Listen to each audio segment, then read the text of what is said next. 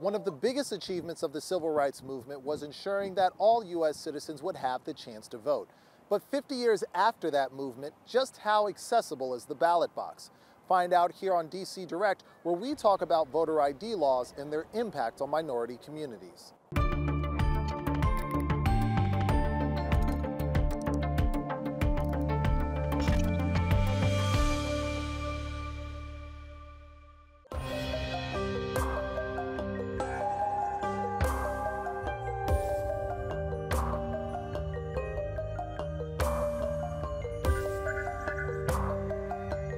Welcome to DC Direct. I'm Lionel Donovan. Here we'll be talking about the major political issues surrounding the U.S.'s upcoming midterm elections. But we want you to weigh in. So feel free to follow us on Twitter, Facebook, and YouTube at TRT World and be a part of the conversation. In today's show, we'll be talking about voter ID laws and their effects on minority communities around the country. The midterms are just a few weeks away, and lawmakers around the country are working to secure enough votes in order to win a seat in Congress. Now, you would think that lawmakers would want as many people voting as easily as possible in order to get as many votes as they can. Well, not exactly. In many states, new strict voter ID laws, which have been accused of targeting minority voters in order to help end voter fraud, are popping up. This is due in large part to the gutting of the Voting Rights Act by the Supreme Court in 2013.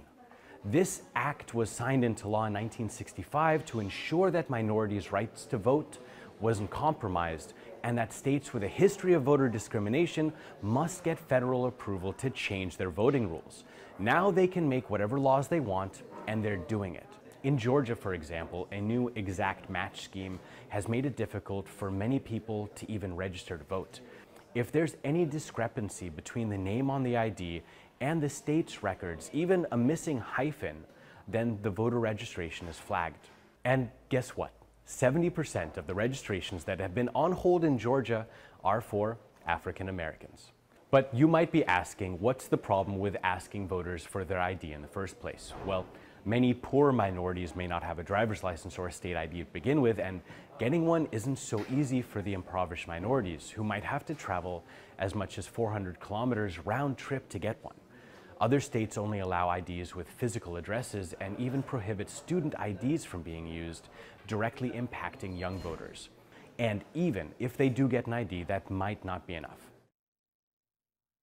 One of the big issues is that we don't just have 50 election systems, we have hundreds of election systems, because even within states, from county to county, there may be different requirements and different policies, and they have created a range of voter suppression policies, one of which has been around voter ID. It'd be safe to say that you think that these voter ID laws are being used as a political tool. Oh, absolutely. No one disputes that you just can't have people walk in and totally vote. But if people have been registered for decades in many instances, there's no reason why people coming in with normal kinds of IDs should not be able to be registered or be allowed to vote. Nowhere else in the world do you have different voting policies and different voting laws depending on what part of the country you live in. So we know that it really does have an impact, and the concern now really is that 2013 Supreme Court decision that really kind of opened up the floodgates, particularly in the South. The negative impact of voter ID laws affects millions of people every election year. Now, those effects might not be felt as strongly in neighborhoods like this. Meanwhile, over here, it's a different story. Research has shown that voter ID laws have a negligible effect on voter fraud, but many of the country's most vulnerable are left without a voice in politics. So what's being done about it?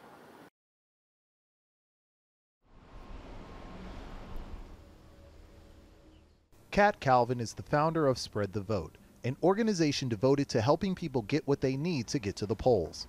After hearing countless stories, Calvin knows all too well the barriers many people face when it comes to getting what you need to vote, and the impact of voter ID laws. The 21 million eligible voters who don't have ID, for the most part, they don't have jobs.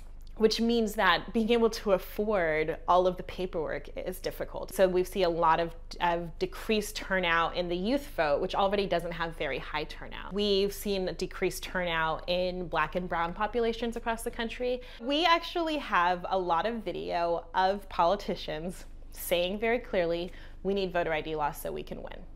With all the work that Calvin and her organization does, much more is needed to address the long-term solution to voter ID laws. And Calvin believes that everyone can do their part.